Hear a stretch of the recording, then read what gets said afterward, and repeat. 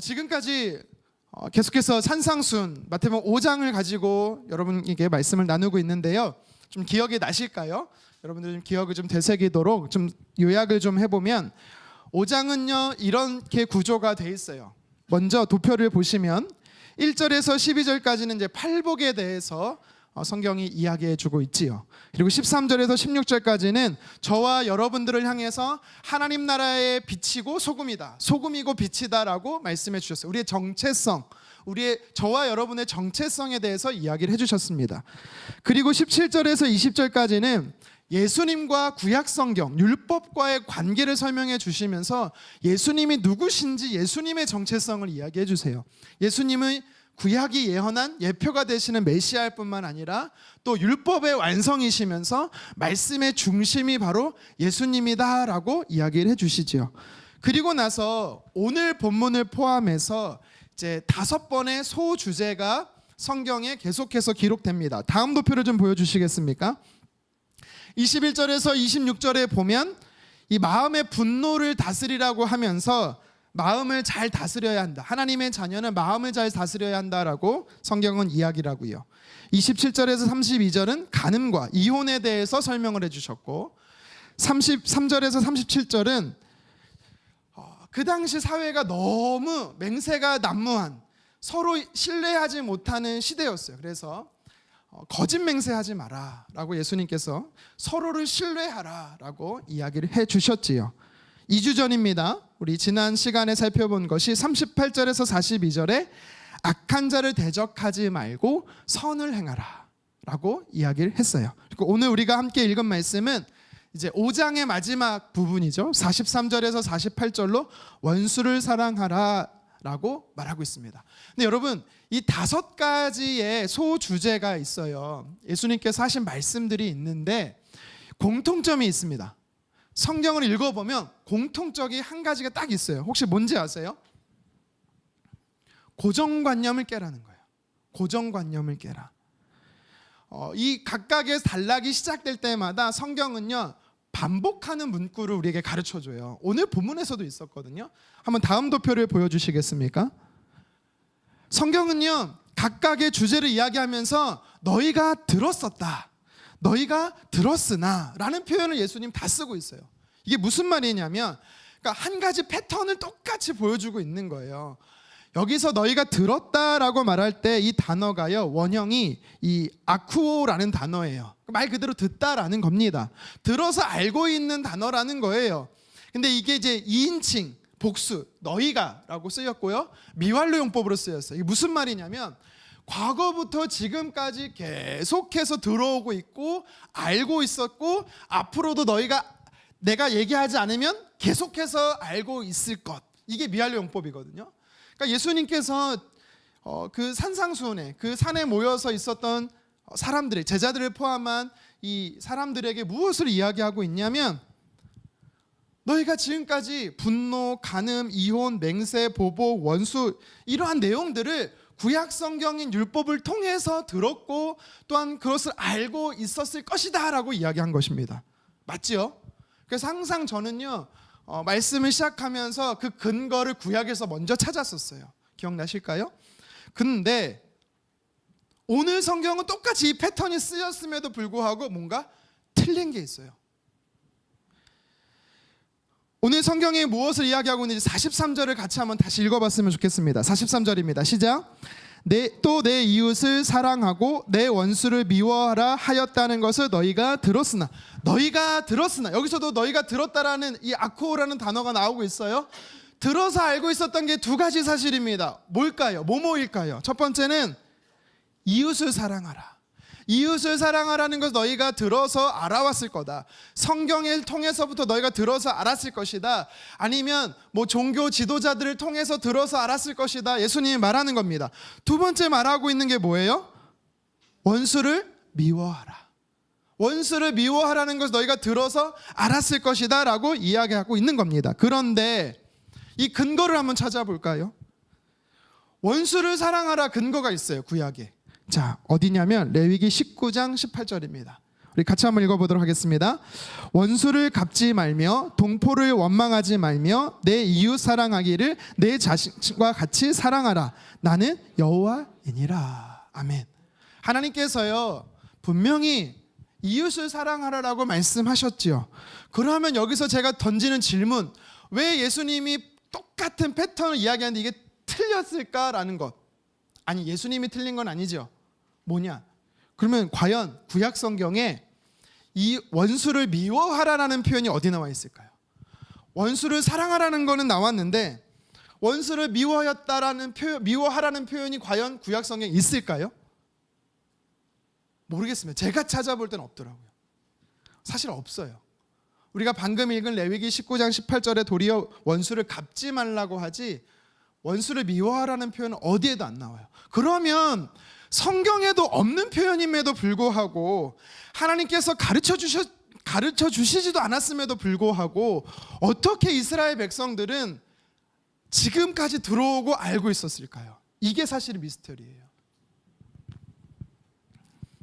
왜 그랬을까요?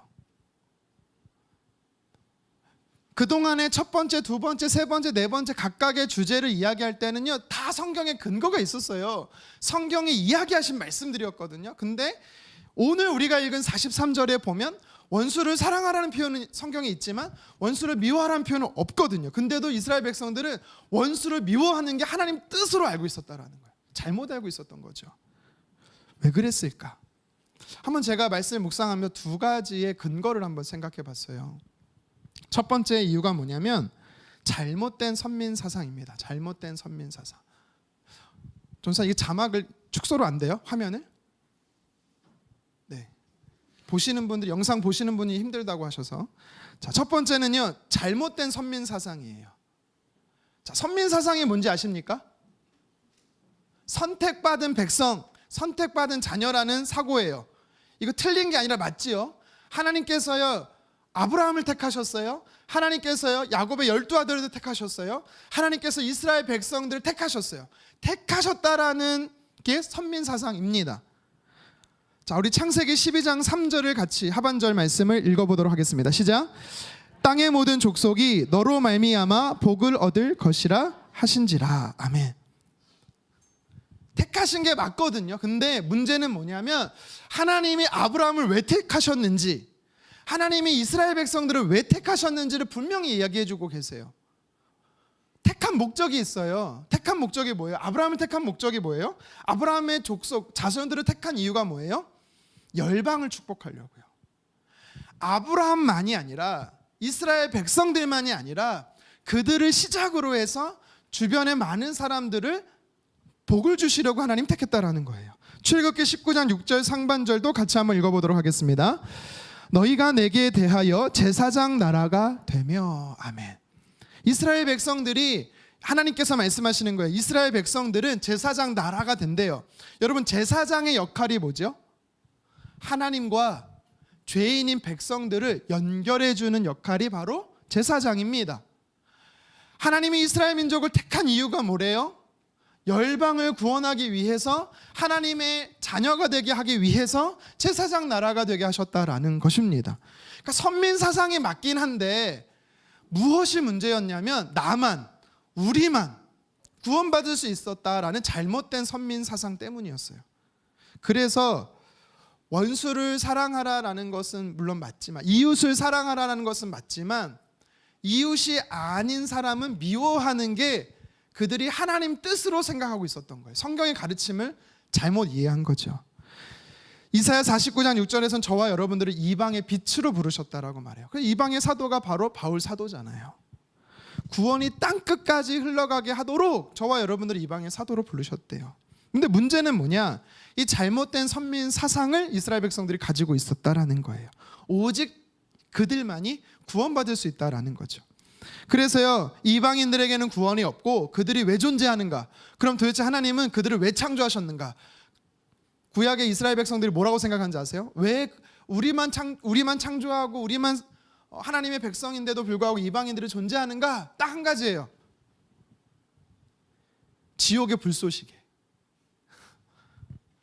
그냥 지옥에 지옥불을 태우기 위해서 계속해서 불쏘시개로 쓰는 게 이방인이라는 거예요. 그냥 존재하는 목적이 그렇게 생각을 했어요. 그러니까 이스라엘 백성들은 구원에 있어서는 아주 폐쇄적인 국수주의와 배타주의 사상을 가지고 있었던 것입니다. 이 사상이 이스라엘 민족에게 있어서요. 그래서 자신들이 생각하는 이웃이 아닌 자들은 다 미워하는 것이 하나님 뜻인지 알고 있었던 거예요. 두 번째 이유가 또 있을 것 같아요. 뭐냐면 이 구전된 율법을 강조하다 보니까, 여러분 기록된 율법이 뭐예요? 성경이죠.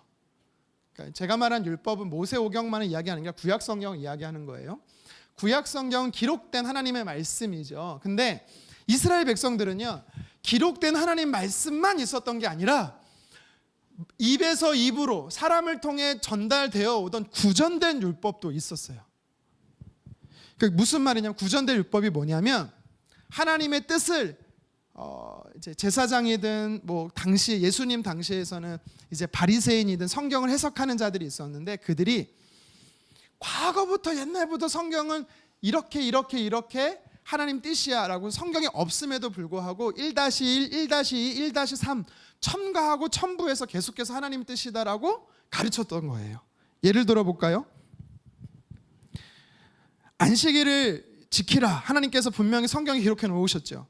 안식일을 지키라 이렇게 말씀하셨는데, 이스라엘 백성들에게는요, 안식일을 지키기 위해서는 39가지 금해야 될 게 있어요. 성경에 없거든요. 성경에 없는데도 불구하고 구전된 율법으로 반드시 지켜야 됐어요. 그게 바로 뭐예요? 오리 이상 가면 안 돼요. 우리 지난 2주 전에 살펴봤던 것처럼 오리를 가자 하면 십리를 가라. 그 뜻이 뭐냐면, 율법에서는, 구전된 율법에서는 2km 이상 걸어가면 죄예요. 그때부터는 죄예요. 그때부터는 노동이에요. 그러니까 안식일 날 2000m를 걸어가면 안식일을 범한 거예요. 그러니까 성경에는 없는 내용인데도 불구하고 그들이 그렇게 그걸 믿어왔어요.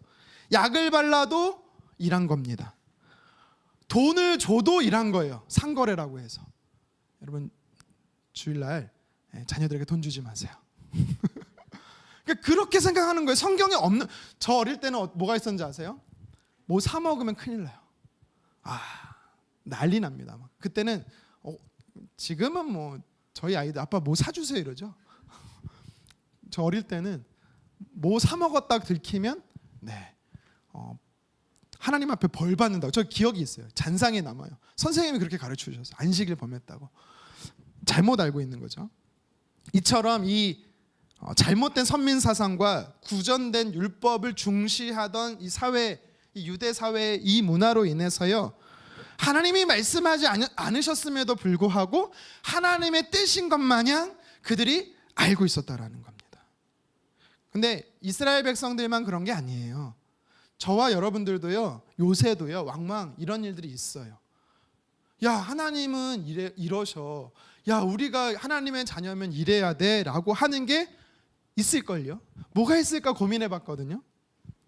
하나님을 믿으면 고난이 없어요 라고 말한다면 그거 잘못된 거예요. 성경에는 그렇게 말씀하지 않습니다. 하나님을 잘 믿었던, 당시에 하나님께서요, 그 고대 근동 사회에서 가장 하나님을 경외하는 자라고 말했던 욥, 그렇죠? 엄청난 고난이 왔잖아요.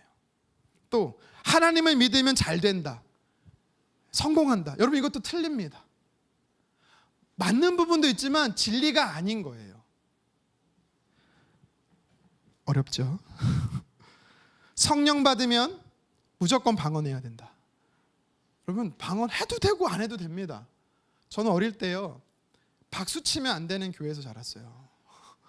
손 들어도 안 되고요.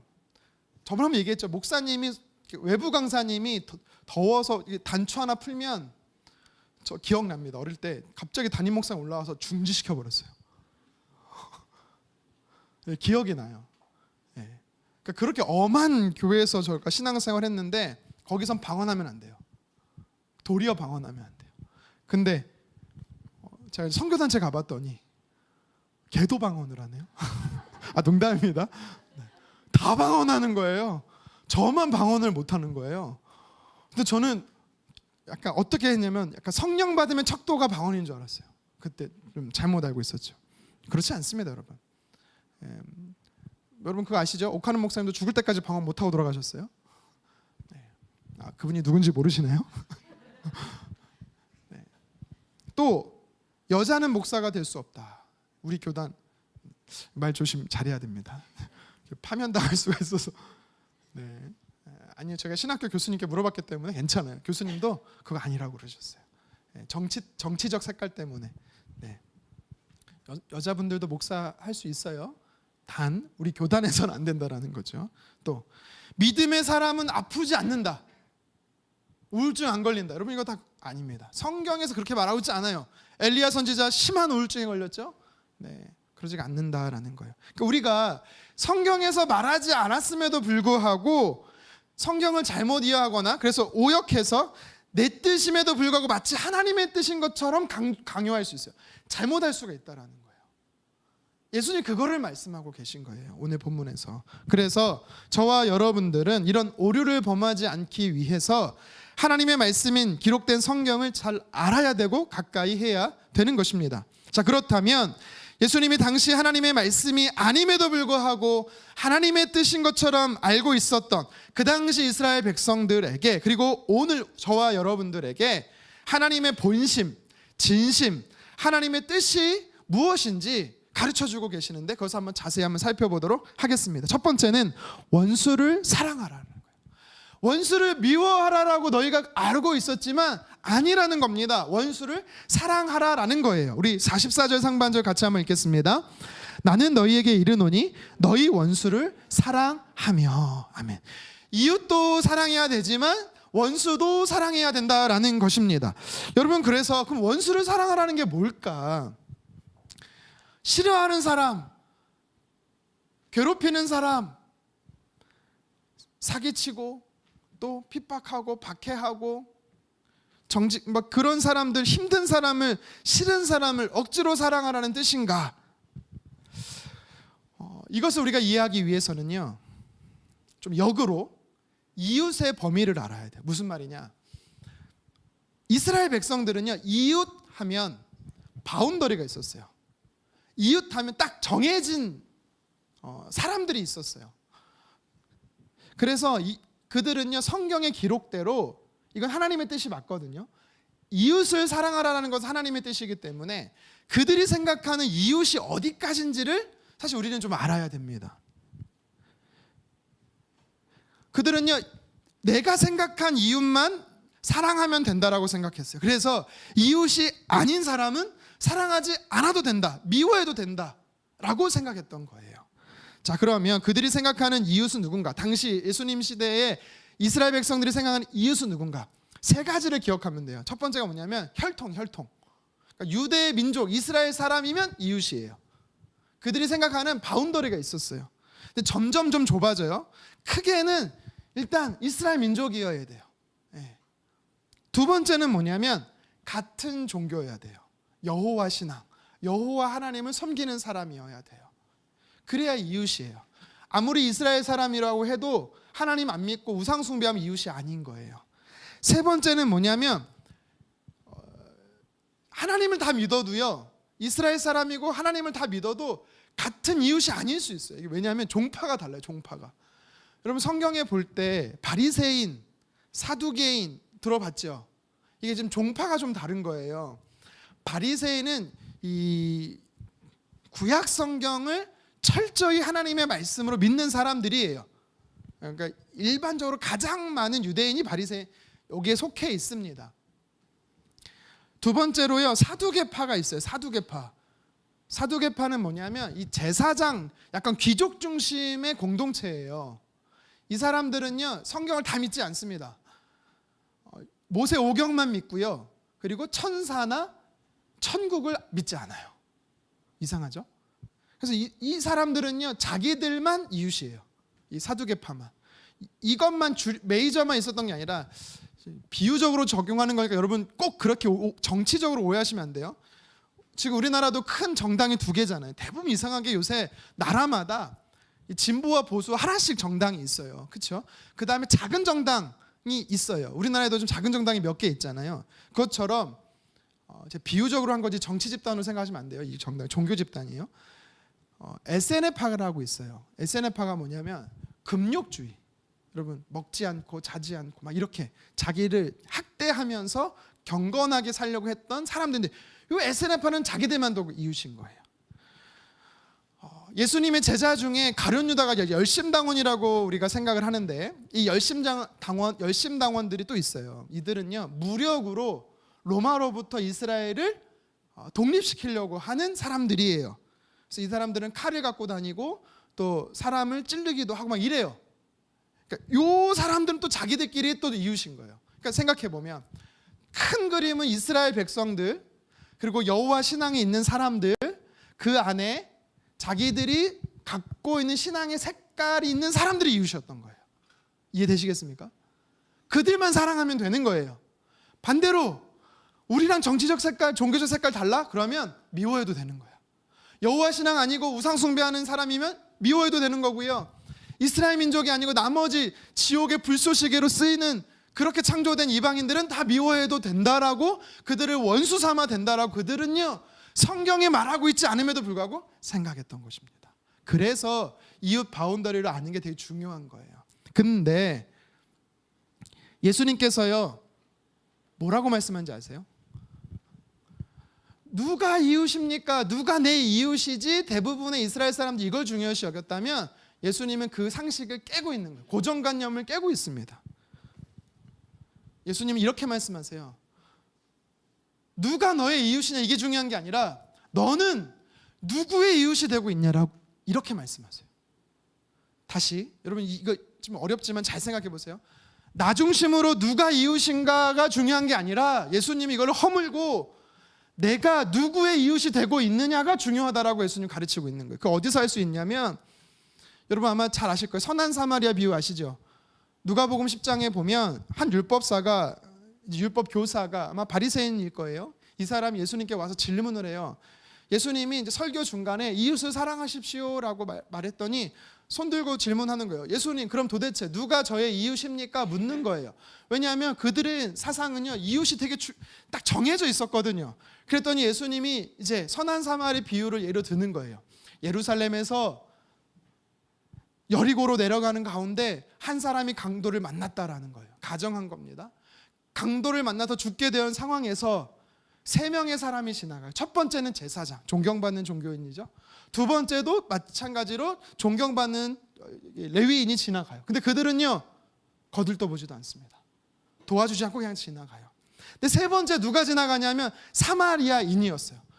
당시 유대인들이 생각할 때 사마리아는 누군지 아세요? 이방인이에요.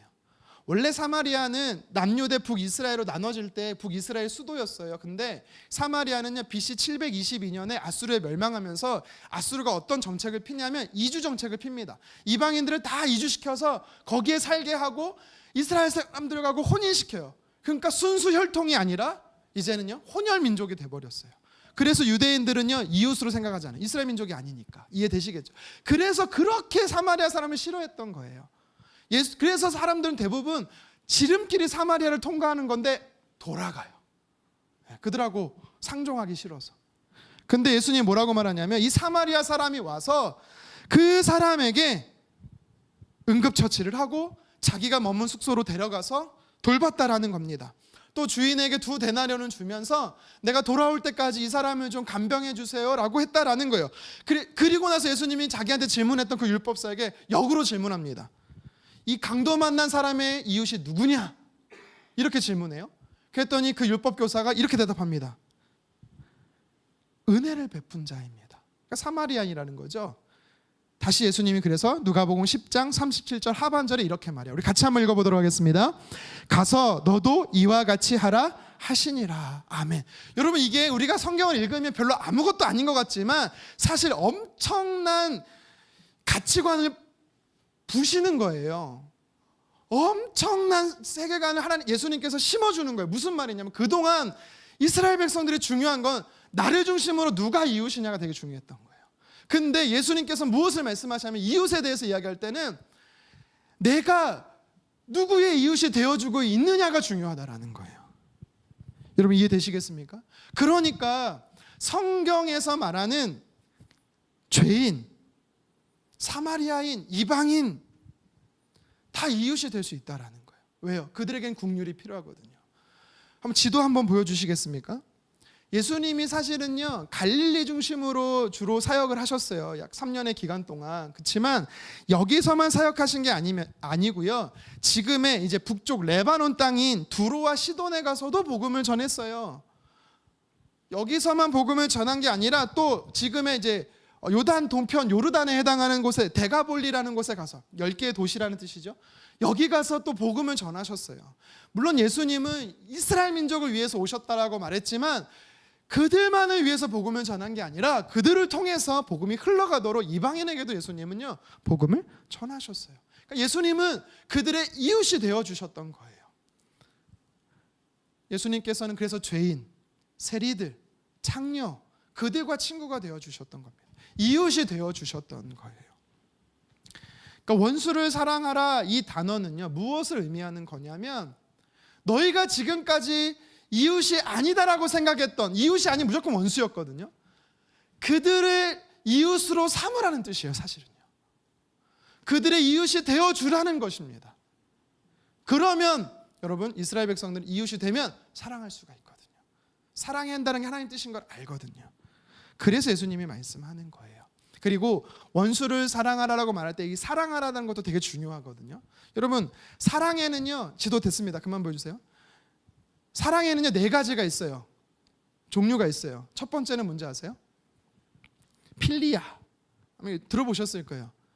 미국 혹시 여행 가보셨습니까? 필라델피아라는 지역이 있는데 이름 자체가 사실은 사랑이 그러니까 이 필라델피아라는 건 형제의 사랑이에요. 형제의 친구를 향한 사랑이거든요. 그래서 이름이 참 좋아요. 필라델피아라는 뜻이 형제 사랑 도시라는 이름이에요. 근데 그 이름에 걸맞게 동성연애가 너무 많아. 남자는 남자를 사랑하고 여자가 여자를 사랑하는 창조 질서가 어긋나는 거죠. 두 번째 사랑이 있는데요. 스토르게라는 사랑이 있어요. 이거는요 가족 간의 사랑이에요. 부모가 자녀를 사랑하고 자녀가 부모를 사랑하고 형제지간의 사랑하고 우애하는 것. 이게 이제 스토르게라는 사랑이고요. 세 번째 에로스라는 사랑이 있어요. 육체적인 사랑을 이야기하는 거죠. 여러분 에로스 사랑을 너무 치부하지 마세요. 에로스 사랑이 없으면 사실 안 되는 거죠. 그것을 더 깊이 나가는 사랑이 네 번째로 아가페라는 사랑입니다. 여러분 아가페는 너무나 잘 아실 겁니다. 오늘 예수님께서 원수를 사랑하라, 다시 말해 이웃이 되어주고 그들을 사랑하라고 말할 때 요 사랑하다라는 게 바로 아가페입니다. 아가페. 이 아가페는 어떤 사랑을 이야기하는 것이냐면 조건 없는 사랑이에요. 희생적인 사랑, 용서와 긍휼의 사랑이 바로 아가페입니다. 받을 자격이 없는 사람에게 내가 사랑을 긍휼을 베푸는 게 아가페 사랑인 거예요. 요한복음 3장 16절 성경은 뭐라고 말합니까? 하나님이 세상을 이처럼 아가페 하신다. 세상은요 저와 여러분들을 이야기하는 거거든요. 하나님이 저와 여러분들을요 사랑받을 수 없는 자격인 저와 여러분들을 사랑하셨다라는 거예요. 로마서 5장 8절 말씀이 무엇입니까? 우리가 아직 죄인 되었을 때에 그리스도께서 우리를 위하여 십자가에 죽으심으로 하나님께서 우리에 대한 자기의 사랑을 아가페를 확증하셨느니라. 아직 우리가 예수님을 안 믿어요. 하나님의 자녀가 아님에도 불구하고 하나님께서는요 사랑하셨다라는 거예요. 우리 아까도 찬양 중에 이 가사가 나왔어요. 첫 번째 곡에 요한복음 13장 1절이 뭡니까? 우리를 사랑하시되 끝까지 아가페 하신다. 하나님은 우리를 사랑하실 때 끝까지 사랑하신다라는 거예요. 그러니까 하나님의 사랑은요 아가페인 겁니다. 예수님의 십자가의 사랑은 바로 아가페인 거예요. 오늘 우리에게 무엇을 이야기하고 있냐면 예수님은 그동안 내가 생각했던 내 이웃이 아니라고 생각한 사람은 다 원수고 그들은 미워해도 된다가 아니라 너의 이웃이 누가 되어주는 게 중요한 게 아니라 너가 그들의 이웃이 되어주고 그들에게 하나님의 아가페 사랑을 실천하라는 것입니다. 이게 원수를 사랑하라는 뜻이에요. 그렇게 하나님이 사랑하셨고 그렇게 예수님이 사랑하셨습니다. 또 누가 우리의 신앙의 이 선배들 중에서 누가 또 이런 사랑을 했을까 막 저도 한번 찾아봤어요. 하도 이렇게 썼던 사람만 또 소개할 수 없어서 저도 잘 몰랐던 사람을 한번 찾아봤습니다. 이그나티우스라는 사람이 있어요. 이그나티우스. 네, 모르죠? 네, 저도 말씀 준비하면서 알았어요. 예수님이 십자가에 달리시고 이제 네로 황제로 인해서 이제 이스라엘 백성들이 엄청 핍박을 받잖아요. 예수님 믿는 사람이 엄청 핍박을 받잖아요. 그래서 그때 이후로 막 이제 전 세계적으로 이제 흩어져요. 신앙을 지키기 위해, 믿음을 지키기 위해 막 이제 흩어집니다. 그 중에 한 군데가 어디냐면 이 바울과 바나바를 파송했던 안디옥, 수리아 안디옥, 시리아 안디옥 이렇게 표현을 하는데 그 안디옥에 안디옥이라는 곳이 있어요. 성경에는 안디옥이 두 군데 나옵니다. 우리 한번 두 번째 사진 보여주시겠습니까? 여러분, 바울과 바나바가 있었던 교회, 그리고 바나바를 파송했던 교회가 오른쪽에 동그라미 있는 이 수리아 안디옥이에요. 여기에 있었어요, 교회가. 그리고 바울이 1차 전도 여행에 이제 투르키에라고 말하는 터키 남방 지역을 이렇게 전도 여행 돌아오거든요. 이렇게 바보섬이라고 말하는 곳을 들렸다가 이렇게 돌아와요. 그래서 거기에 이제 비시디아 안디옥이라는 데도 안디옥이 또 있어요. 근데 이 제가 오늘 소개하고 싶은 이 이그나티우스, 죄송합니다, 이름이 잘 이그나티우스는요 바로 안디옥 교회, 바울과 바나바를 파송했던 교회의 2대 담임 목사였어요. 2대 담임 목사. 이렇게 유세비우스 고전에 따르면 그 사람이 기록에 따르면 이 사람은요 사도 요한이 살아 있을 때 가르침을 받았다라고 기록이 있어요. 그래서 이 사람을 속사도라고 말합니다. 속사도가 뭐냐면 사도는 제자는 예수님이 직접 가르쳤던 사람이 제자, 사도라고 부르고요. 그 제자가 가르쳤던 그 다음 제자를 속사도라고 합니다. 그럼 그 다음 제자는 뭐라 그래요? 속소사, 그런 말은 없어요. 그냥 속사도까지만 있어요. 그러니까 사도 요한한테 가르침을 받고 바울과 바나바가 활동했던 이 수리아 안디옥 교회의 2대 담임 목사로 있던 이 이그나티우스라는 사람이 AD 107년에 예수님을 믿는다는 이유로 로마로 끌려가서 화형당해 죽습니다. 다음 사진 보시면 이게 이제 이 사람을 기념했던 어떤 무리들이 10세기경 자 이제 순교를 그린 거예요. 사자한테 이렇게 원형 경기자라고 하잖아요. 콜로세움에서요. 이제 사자 맹수에 뜯어 죽어요. 순교 그렇게 돌아가십니다. 그래서 이제 바티칸 도서관에 이제 소장되어 있는 사파라고 해서 한번 제가 자료를 가져왔습니다. 됐습니다.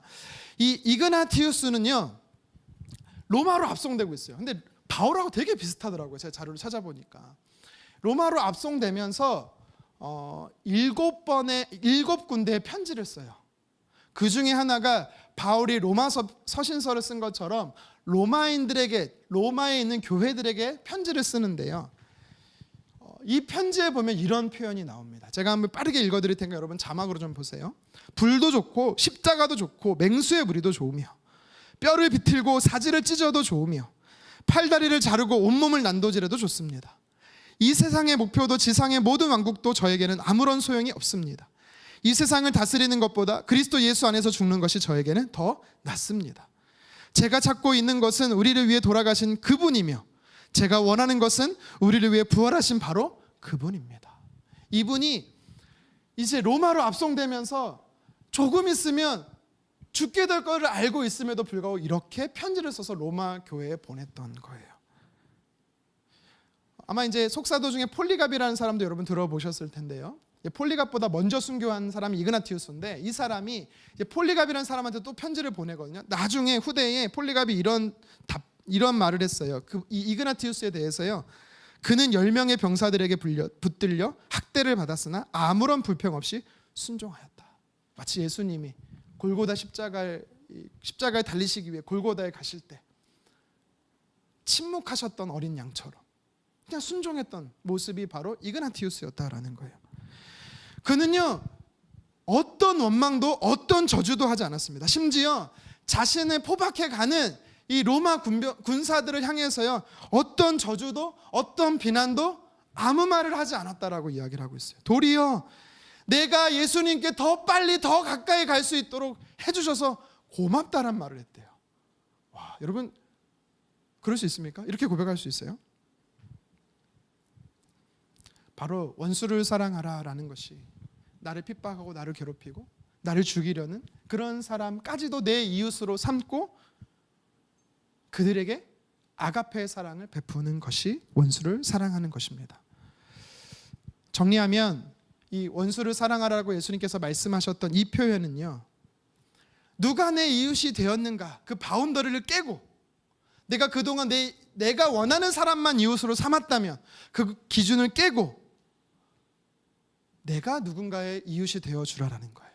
특별히 내 도움이 필요한 사람, 은혜가 필요하고 긍휼이 필요한 사람, 그들의 이웃이 되어주라는 거예요. 더 이상 그들은 내 원수가 아니라는 겁니다. 받을 자격이 없는 원수된 저와 여러분들이 하나님의 자녀가 되었던, 아가페 사랑을 통해 하나님의 자녀가 되었던 저와 여러분들처럼 그들에게도 하나님의 사랑인 용서와 섬김과 긍휼을 베풀어 주는 것, 여러분 이것이 바로 이웃이 되어주는 거고 원수를 사랑하는 것입니다. 계속해서 오늘 성경에 보면 구약 성경에 말씀이 기록되어 있지 않음에도 불구하고 원수를 미워하라는 것이 하나님의 뜻인 것처럼 알고 있었던 당시 이스라엘 백성들에게 예수님은요, 계속해서 하나님의 뜻이 진짜 뭔지를 설명해 주고 있어요. 두 번째가 무엇이냐면 박해하는 자를 위해 기도하라라는 것입니다.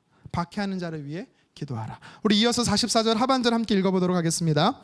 너희를 박해하는 자를 위하여 기도하라. 아멘. 여러분, 우리 법률 용어 중에 정당방위라는 게 있습니다. 여러분 다 아시죠? 정당방위. 이게 뭡니까? 갑자기 어떤 사람이 부당하게 나에게 위협하면 내 목숨이 위태롭거나 아니면 어떤 사람의 목숨이 위태로울 때 그 사람을 저지시키는 것, 그 사람을 막아서는 것, 방어하는 행위가 법적으로 정당방위죠. 여러분 이거는요 통용되는 법입니다. 그러니까 잘못된 게 아니라는 거예요. 누군가를 박해하는 거, 그러니까 나를 박해하는 자를 막아서는 거는 사실 잘못된 건 아니에요.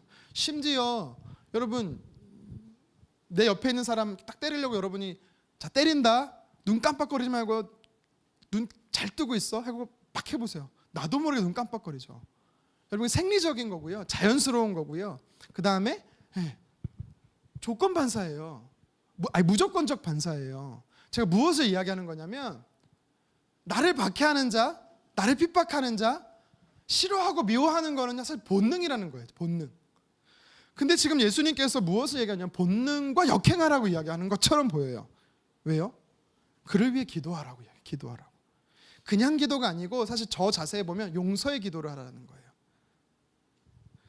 2주 전에 살펴본 것처럼 예수님께서는 39절에 악한 자를 대적하지 말라라고 이야기를 했습니다. 여러분 왜 원수를 위해서 우리가 기도해야 될까요? 그 이유가 뭘까요? 지난 시간에 한번 살펴봤던 거를 좀 두 가지로 정리해 보면 이렇습니다. 여러분 우리가 대적하잖아요. 보복하잖아요. 박해한 자를 또 박해하잖아요. 그러면 첫 번째 이유가 뭐냐면 또 다른 복수를 낳게 됩니다. 원수는 외나무 다리에서 만난다 하죠. 아버지의 원수 막 이러면서 그러니까 대를 물림하면서 원수를 복수하는 거예요. 대물림이 일어나는 거예요. 또 다른 악을 낳기 때문에. 그래서요 복수하는 게 아닙니다. 박해하는 게 아니에요. 두 번째 이유가 있죠. 지난 시간에 우리가 봤던 것 여러분 뭐예요? 원수 갚는 거는 누군가를 박해하는 거는 사람이 하는 게 아니라 하나님께 있는 것입니다. 하나님에게 있는 권한이 뭐냐면 원수 갚는 거예요. 그렇기 때문에 내가 박해하는 자를 박해하는 거는요 원수 갚는 것 같고 정당방위 같지만 사회에서는 그렇게 말하지만 성경에서는 하나님 기준에서는요 교만한 거예요. 그럼 어떡하지? 나 법적으로 여러분 다 그렇게 생각하시면 안 돼요. 저한테 찾아오시면 제가 자세히 설명해 드릴게요. 오해하지 마시고. 자, 오늘 본문에서 세 번째, 네 번째 이유가 나옵니다. 왜 우리가 박해하는 자를 위해서 기도해야 되는가? 세 번째 이유가 뭐냐면 저와 여러분들은 하나님의 자녀이기 때문입니다. 우리가 하나님의 자녀이기 때문에 사실 우리는요 박해하는 자를 박해할 것이 아니라 기도해야 되는 거예요. 우리 45절 상반절 말씀을 같이 한번 읽어보도록 하겠습니다. 이같이 한즉 하늘에 계신 너희 아버지의 아들이 되리니. 아멘. 여기서 아들이 된다는 건 자녀가 된다는 뜻입니다. 뭐 때문에 하나님의 자녀가 된다는 거예요?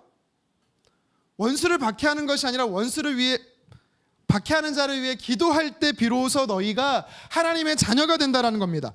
여러분 근데 이거 사실 좀 해석하기 어려워요. 원수를 사랑하고 박해하는 자를 위해 기도하면 비로소 우리가 하나님의 자녀가 된다라는 것처럼 들리기 때문입니다. 그렇죠? 이상하다. 하나님의 자녀가 되려면 어떻게 하죠? 우리가 구원받는 조건이 뭡니까? 예수님을 믿어야만 하나님의 자녀가 되는 거 아닙니까? 여러분 예수님 믿으세요? 아멘? 그럼 하나님은 자녀가 된 거거든요. 근데 나는 원수를 위해 기도하지 않았고 사랑하지 않았는데, 그러면 오늘 이 말씀 45절의 말씀과 대치되는 거잖아요. 너희가 원수를 사랑하고 박해하는 자를 위해 기도하면 비로소 너희가 하나님의 자녀야 라고 예수님 분명히 말씀하셨는데, 이거 참 모순이지 않습니까? 사실 그런 뜻이 아니에요. 너희가 이렇게 해야만 하나님의 자녀야, 아들이야, 딸이야, 자녀야, 구원의 필요 조건을 이야기하는 게 아니고요. 그런 뜻으로 말씀하신 게 아니고, 하나님의 자녀라면, 하나님의 백성이라면, 예수님을 통해 구원 값없이 받은 자라면 너희는 당연히 박해하는 자를 위해서 기도해야 돼 라고 말씀하는 거예요. 그 필요 충분 조건을 이야기하는 것이죠. 성경에서 예수님께서 십자가에서 7마디를 하셨어요. 성경에 나오죠. 그래서 우리는 그걸 가상, 십자가상의 7언어 7언이라고 이야기를 합니다. 예수님께서 7가지를 말씀하실 때 제일 먼저 하신 말씀이 뭔지 아세요?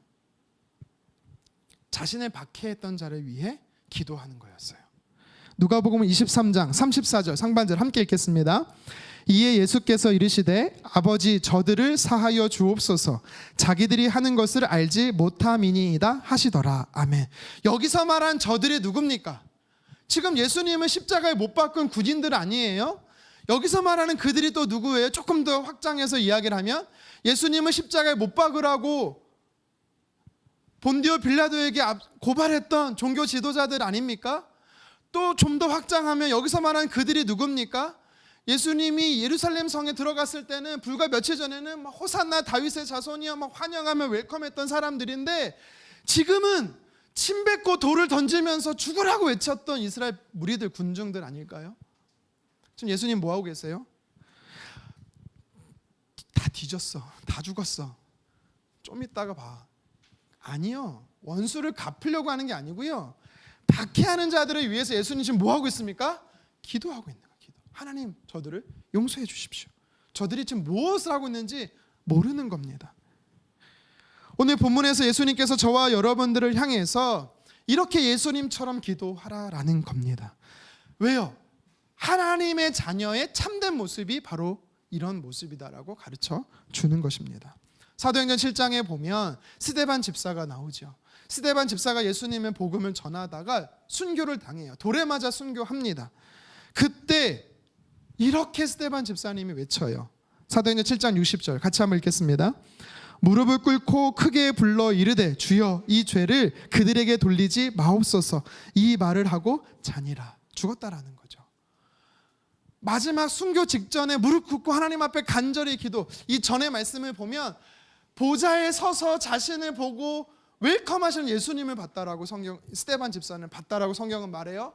그 예수님을 바라보면서 마지막 모습으로 스데반 집사가 뭐 했대요? 무릎을 꿇고 땅에 무릎을 꿇고 하나님 지금 나에게 돌을 던지고 있는 사람, 그 중에 한 사람이 누구예요? 사도 바울이잖아요. 사도 바울이 스데반 집사의 옷을 맡고 있었다고 성경이 말하잖아요. 청년 바울이라고, 사울이라고 나오죠. 저들을 용서해 주십시오. 용서의 기도를 하고 있는 거예요. 이게 바로 하나님의 자녀의 참된 모습이라는 거예요. 박해하는 자를 위해 기도하는 거 쉬운 것 아닙니다. 쉽다라고 말씀드리는 게 아니에요. 억울하지요, 원통하지요, 속상하지요. 끝까지 보복하고 싶은 게 우리의 본성이고 심리예요. 근데 예수님은 아니라는 겁니다. 하나님이 원하시는 건 그게 아니라는 거예요. 대적하는 게 아니고 보복하는 게 아니고 원수 갚는 게 아니고 그들을 위해 기도하라는 거예요. 그리고 오늘 성경에 보면 나를 박해하는 자에게 왜 기도해야 되는가 이유가 나와요. 네 번째 이유가 뭐냐면 저와 여러분들이 하나님을 닮기 위해서 그렇습니다. 우리 45절 하반절 말씀을 한번 읽어보도록 하겠습니다. 하나님이 그 해를 악인과 선인에게 비추시며 비를 의로운 자와 불의한 자에게 내려주심이라. 아멘. 태양빛을 비춰주신다라고 말해요. 비를 주신다라고 말해요. 여러분 우리도 그런 의도가 있지만 이스라엘 백성들에게 비를 주신다라는 거는요, 축복하신다라는 뜻이 많아요. 이른 비와 늦은 비의 축복을 이야기할 때가 있거든요. 그러니까 하나님께서요, 해를 주시고 비를 주신다라는 건 복을 주신다라는 건데, 이 복을 누구에게만 주신대요? 하나님의 자녀에게만 주신대요? 아니죠. 선인과 악인에게 다 준대요. 의로운 자와 불의한 자에게 다 주신대요. 이건 무엇을 이야기하고 있는 거냐면, 여호와 신앙이 아닌 우상 숭배하는 자들, 이스라엘 민족이 아닌 이방인들, 죄를 지은 사람들에게까지도 하나님은 해와 비를 다 똑같이 주신다. 이건 무엇을 이야기하는 거냐면, 하나님의 사랑이라는 이 성품의 특징을 이야기하는 거예요. 하나님의 사랑은요, 어떤 특징이 있냐면 모두에게 동일하게 부어지는 보편성이 있습니다. 하나님의 사랑이라는 이 사랑의 성품의 특징은 뭐냐면요, 모든 사람에게 허락된 차별이 없는 사랑이라는 거예요. 이게 하나님의 사랑이라는 거예요. 그러니까 예수님은 이 하나님의 사랑의 성품을 닮으라는 거예요. 누가? 하나님의 자녀된 우리가, 저와 여러분들이. 그래서 그 사랑을 내가 그동안 싫어했던, 내가 미워했던, 나를 박해했던 그 사람들에게까지도 행하라는 걸 가르쳐주고 있는 겁니다. 그러니까 하나님을 닮으라는 거죠. 여러분, 근데 이걸 가지고 좀 오해하지 않으셨으면 좋겠어요. 뭐냐면, 차별이 없는 사랑, 보편적인 사랑이라고 해서 이거를 구원으로 적용해서는 안 됩니다. 이게 구원으로 적용해서는 안 돼요. 하나님의 사랑은 일반적인 사랑, 모두에게 주시는 일반적인 사랑도 있지만, 구원만큼은 하나님이 택한 사람들에게 주시는 특별한 사랑이에요. 하나님의 사랑은 두 가지가 다 있거든요. 헷갈리면 안 되는 것이죠. 자, 다시 본문으로 돌아와서, 그래서 이 이유 때문에 하나님을 닮기 위해서 하나님의 자녀라면 반드시 해야 되는 거죠. 우리가 하나님의 자녀이고 하나님의 자녀로서 하나님을 닮기 위해서 우리는요, 박해하는 자를 위해 기도해야 되는 것입니다. 그리고 우리가 박해하는 자를 위해서 기도하면 하나님께서요, 상급을 주신다라고 오늘 성경은 이야기하고 있어요. 자, 우리 46절 말씀을 이어서 읽어보도록 하겠습니다. 시작. 너희가 너희를 사랑하는 자를 사랑하면 무슨 상이 있으리요? 세리도 이같이 아니하느냐. 아멘. 자, 세리라는 말은요, 당시 세금을 징수하는 유다 민족을 로마 편에 서서 유대인들에게 세금을 징수하는 자로서 당시 이스라엘 사람들에게서는 배신자예요. 나라를 팔아먹은 자, 배신자입니다. 그러니까 세리는요, 죄인 취급했어요. 너희가 생각하는 죄인이라고 말하는 자들도 자기를 사랑하는 사람은 사랑한다. 무슨 말이에요?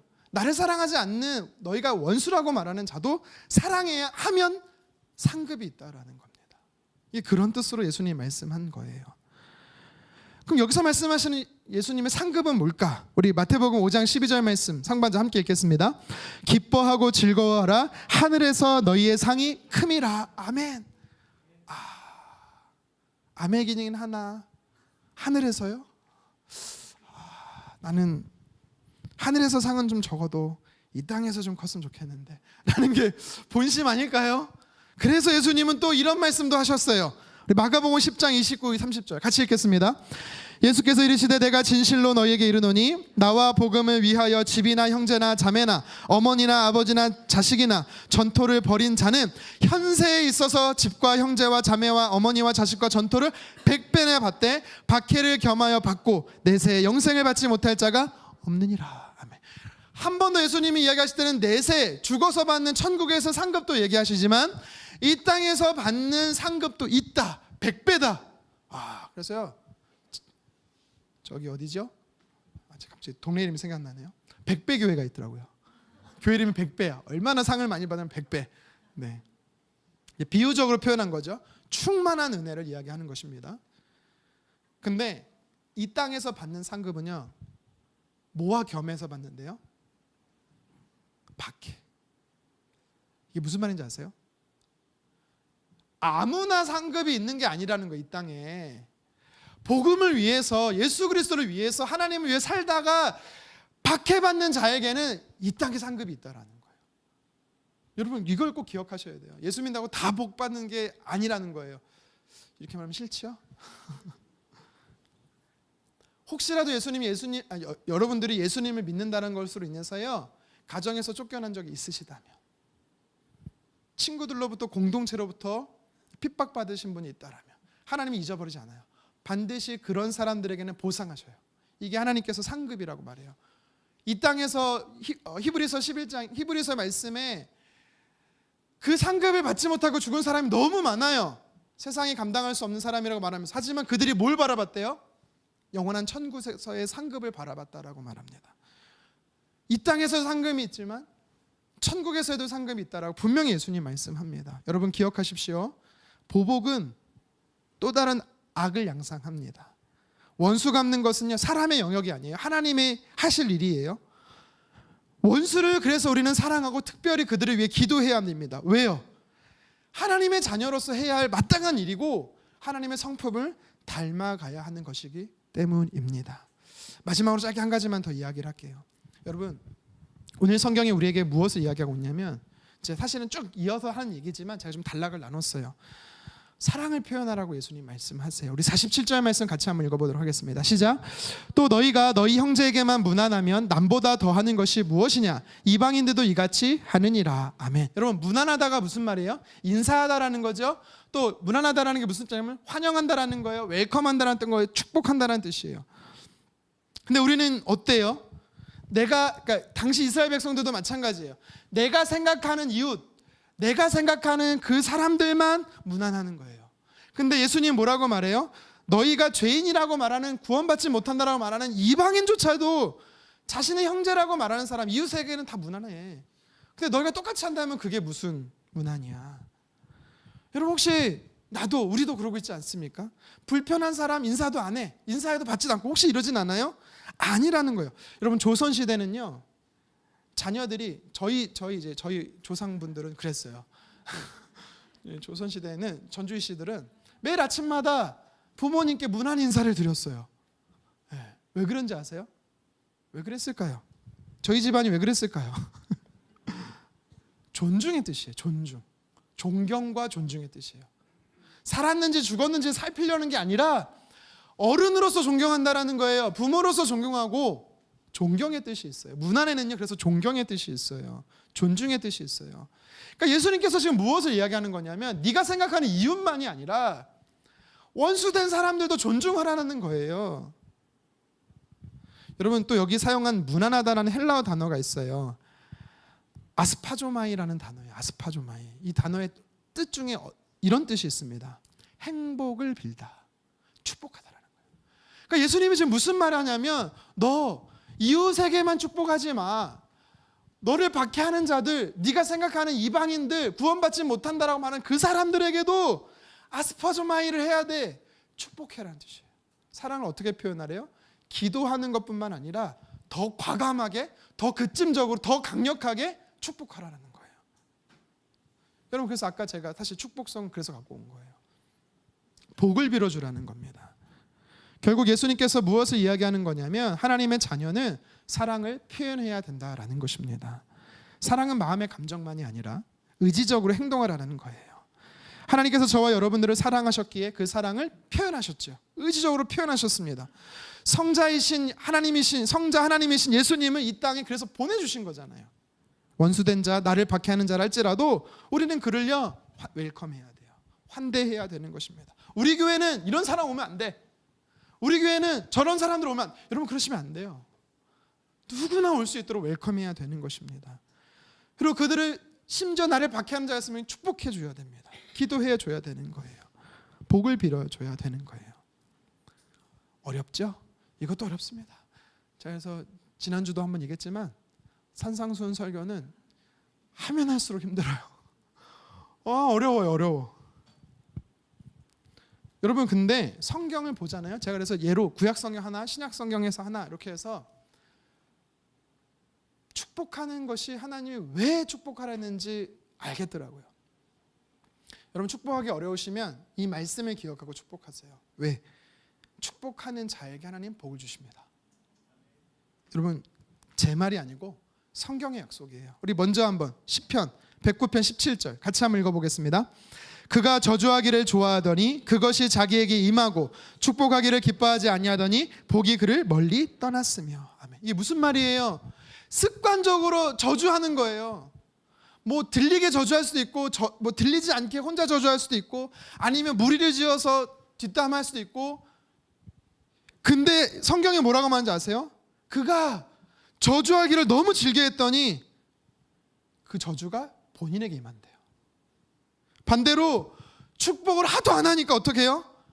본인에게 있는 복마저 날아가 버린대요. 여러분 다리 떤다고 복 나가는 게 아니고, 우리 막 다리 떨면 복 나간다 하잖아요. 그게 아니고 내가 누군가를 축복하지 않으면 우리 가정이, 나의 삶의 복이 날아간다는 거예요. 이게 성경의 가르침이에요. 여러분 그래서요, 그 사람이 싫어도 축복하십시오. 왜? 내가 그래야 복을 받습니다. 신약 성경도 한번 찾아볼까요? 누가복음 10장 5, 6절입니다. 함께 읽겠습니다. 어느 집에 들어가든지 먼저 말하되 이 집이 평안할지어다 하라. 만일 평안을 받을 사람이 거기 있으면 너희의 평안이 그에게 머물 것이요 그렇지 않으면 너희에게 돌아오리라. 아멘. 여러분 평안이요, 샬롬이요, 에이레네요, 평강이요, 그 어떤 것보다 물질적인 복도 물론 평강 안에 포함되겠지만, 여러분 마음이 평안하고 마음이 평강한 게 제일 중요하거든요. 마음이 불안하고 두렵고 염려 근심이 가득하면요 안 돼요. 무엇을 많이 소유했어도요 늘 불안합니다. 근데 대표적으로 예수님께서 뭐라고 하냐면 샬롬이 너희에게 임하려면 어디를 가든지 샬롬을 선포하래요. 여러분들 뭐 자녀들의 가정에 가서도 샬롬을 선포하시고, 여러분들이 여러분의 집에 들어가서도 샬롬을 선포하시고 평안을 선포하시고, 친구 집에 놀러 가시든 아니면 여러분이 일터에 가시든 아니면 누구를 만나든 그 공간에서 제일 먼저 평안을 선포하세요. 받을 사람이 있으면 그들에게 머물지만 여러분이 한 축복이 받을 사람이 없잖아요. 그러면 하나님이 어떻게 하시는데 그 축복을 고스란히 걷어서 여러분께 주시겠대요. 여러분 시편 119편의 말씀이나 이 누가복음 10장의 말씀이나 이걸 기억하시고라도 이 영적인 원리잖아요. 이것 때문이라도 여러분 축복하십시오.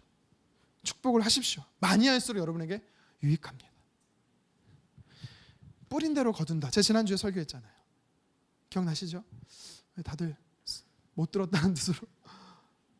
여러분 우리가 선을 행하면 선으로 돌아옵니다. 악을 뿌리면 그게 악으로 돌아온다는 게 이게 세상적인 원리도 맞지만 하나님 나라의 영적 원리도 똑같다라는 거예요. 말씀을 정리하겠습니다. 오늘 예수님께서 이 마태복음 5장, 이 산상수훈은 6장도 있고 7장도 있어요. 5장을 정리하면서 예수님께서 이렇게 말씀하고 있어요. 온전하라, 온전하라. 여러분 우리 48절 같이 한번 읽어볼까요? 시작. 그러므로 하늘에 계신 너희 아버지의 온전하심과 같이 너희도 온전하라. 아멘. 왜 갑자기 예수님께서 원수를 사랑하라 하셨고 그들을 박해할 것이 아니라 그들을 위해 기도하라 하셨고 또 사랑을 표현하면서 축복하라고 하셨는데 갑자기 왜 온전하라고 이야기를 할까요? 그러면 이 원수를 사랑하는 것과 온전하면 무슨 관계일까요? 여러분 여기서 말하는 온전함이란 성숙함을 이야기하는 겁니다. 성숙함, 성숙해라 라는 뜻이에요. 구약 성경에 이런 표현이 있죠. 내가 거룩하니 너희도 거룩하라. 들어보셨죠? 신약에서 동일한 표현을 합니다. 하나님은 온전하시니 하나님의 자녀된 너희도 온전하라 라고 가르치시는 거예요. 무슨 말입니까? 그리스도의 성품에 자라기까지, 그리스도의 분량에 자라기까지 너희가 노력하라. 하나님의 완전하심에 도달할 수는 없어요. 하지만 하나님의 성품이 온전하신 성품이고 하나님의 사랑의 성품에 너희가 성숙하라라는 거예요. 다시 말하면 오늘 본문의 제목처럼 하나님을 닮으라 라고 예수님께서요 이야기하는 것입니다. 여러분이 하나님을 닮아야 돼요. 예수님을 닮아야 합니다. 무엇을 닮아야 합니까? 사랑의 성품을 닮아야 되는 것입니다. 하나님의 사랑은요 모두에게 차별이 없고 모두에게 보편적으로 일반적으로 주시는 사랑입니다. 왜요? 하나님 사랑 자체가요 다 투영해버리거든요. 다 투영해버려요. 모두 사방으로 다 뿌려지는 거거든요. 그 사랑을 닮으라는 거예요. 특별히 구체적으로 사랑을 어떻게 표현하라고 이야기하고 있습니까? 내 이웃이 누군가 여기에 함몰되지 말고 이거를 깨고 뛰어넘으라는 거예요. 누군가 이웃이 되라는 거예요. 사랑을 표현하려면 원수된 자도 이웃이 될 수 있다라는 겁니다. 그리고 두 번째는 무엇입니까? 그를 위해 기도하라는 겁니다. 세 번째는 뭡니까? 그들을 축복하라는 거예요. 예수님 당시 이스라엘 백성들뿐만 아니라 이 시대 하나님의 자녀인 저와 여러분들에게 하나님의 그 사랑을 깊이와 넓이와 높이와 너비까지 우리에게 알았으면 좋겠다라고 예수님께서 가르쳐 주시고 있는 겁니다. 저와 여러분들이 이 예수님을 통한 하나님의 사랑의 성품을 닮아가기를 주님의 이름으로 축원합니다.